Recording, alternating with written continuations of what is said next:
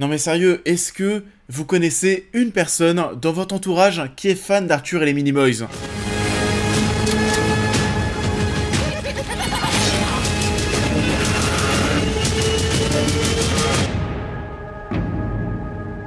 Bonjour à tous, j'espère que vous allez bien. On se retrouve aujourd'hui pour une nouvelle critique d'actualité malheureusement. Pour un projet, il est vrai qu'on n'attendait pas forcément, la bande-annonce est sortie il y a moins de 2 mois il me semble. On n'a pas eu le temps d'attendre le film et c'est pas plus mal. La première affiche était pourtant assez intrigante. Et puis, aïe aïe aïe, Arthur Malédiction...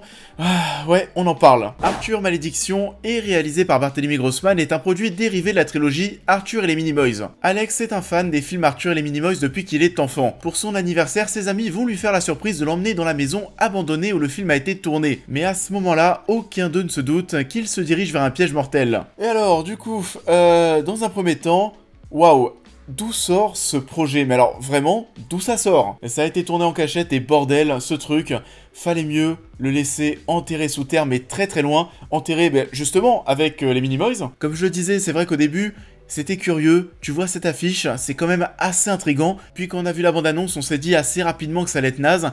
La question qui revenait constamment, c'était pourquoi? Pourquoi ce projet existe? Pourquoi Arthur et les Minimoys? Pourquoi Luc Besson revient avec ça? Parce que oui, Luc Besson est quand même producteur et scénariste, et d'ailleurs, l'une des dernières phrases fortes en tout cas du film, va falloir en parler. Comment tu peux travailler dans le cinéma depuis autant de temps et laisser passer une phrase comme ça dans ton scénario? C'est pas possible. Comment est-ce qu'il nous a pondu ça? Et encore une fois, pourquoi? À part se faire des papouilles lui-même en pensant que des gens sont fans d'Arthur et les Minimoys, parce que ça, quand même, c'est un premier sujet.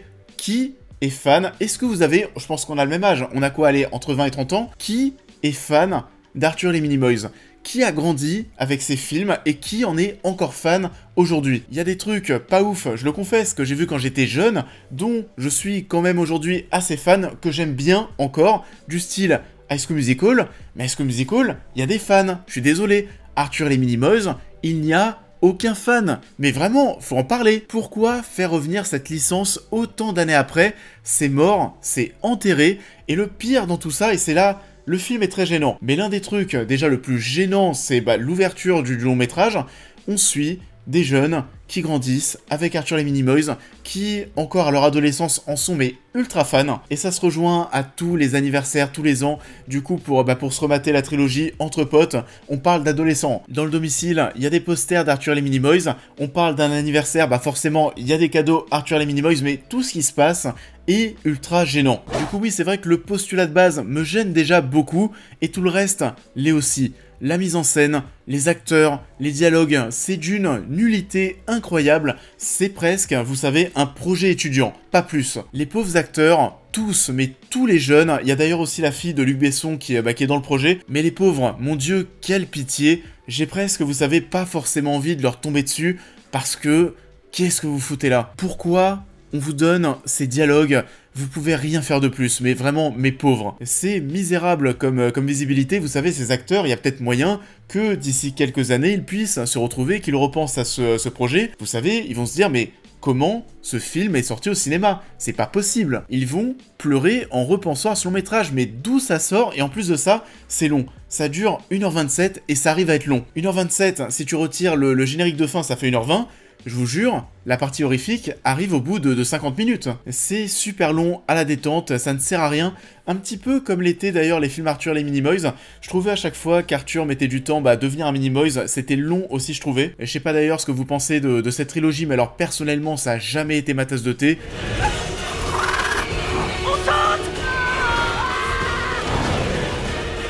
Tu sais conduire cet engin? Quand on a conduit un moustique, on peut tout conduire. Du coup oui, ça c'est long à se mettre en place, là c'est pareil, heureusement, mais vraiment heureusement que le film ne dure pas 1h45 ou 2 heures, clairement. Les personnages sont en plus de ça totalement cons, c'est un truc de malade mental. Toute la salle a réagi à ce moment et c'est pas le seul. Tu suis une gamine du groupe qui voit depuis l'extérieur de la maison quelque chose de louche à la fenêtre en haut. Pris de Philippe, qu'est-ce qu'elle fait?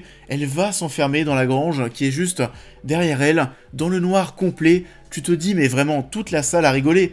Pourquoi tu vas là-bas? Qu'est-ce qu'il se passe? Qu'est-ce qui se passe dans ta tête? Ça n'a absolument aucun sens, et le pire, on s'en doute, ça va mal finir, pour elle forcément, et tout le monde s'en fout. Mais alors vraiment, Les autres gosses ne la cherchent même pas, plus personne n'en parle. Et c'est que ça, que des trucs débiles dans tous les sens, du ni fait ni à faire, la mise en scène est claquée. On a des effets de montage niveau étudiant, du mauvais jumpscare, c'est totalement inutile. Pourquoi on s'arrête là? Pour demander le chemin. Y a quelqu'un? Donc bon, vous l'avez compris, il n'y a rien qui va, il n'y a rien pour attraper quoi que ce soit. Même le fait d'utiliser le titre Arthur, ça ne sert à rien. Et le long métrage, l'histoire se termine sur ce message de fin, faut quand même en parler, c'est quand même assez important. D'où ça sort ça aussi, mais Luc Besson, qu'est-ce qui se passe? C'est un crachat sur le cinéma, c'est pas possible. On a cette réplique, comme quoi un film, ça peut faire des dégâts. Parce que, en gros, ce qui se passe dans le long métrage, eh bien, c'est à cause des films Arthur les Minimoys. Donc je répète, on a cette réplique quasiment pour conclure le long métrage, comme quoi un film, ça peut faire des dégâts. Mon Dieu, mon Dieu, mon Dieu, mais quel est le message? Vous savez, ça fait un petit peu penser à l'industrie du jeu vidéo, comme quoi le jeu vidéo, ça peut rendre violent lorsqu'on joue un jeu violent, à GTA, etc.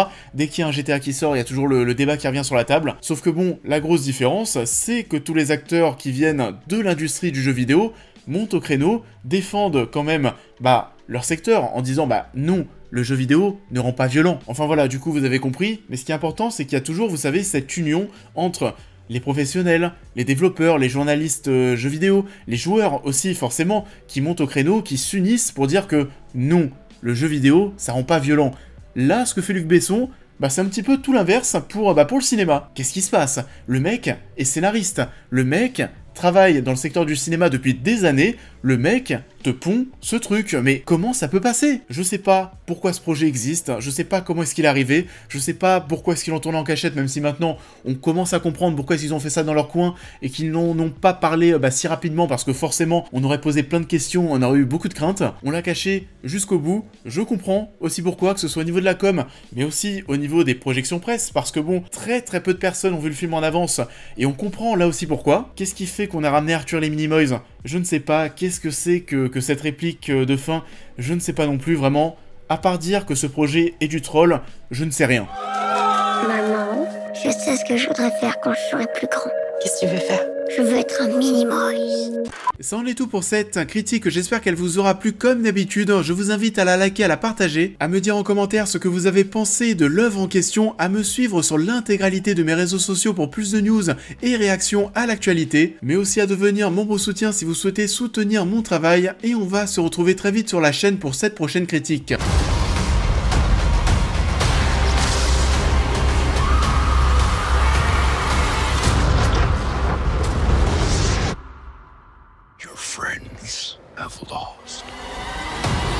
Et on va donc se retrouver ce week-end pour parler du volume 2 de la saison 4 de Stranger Things.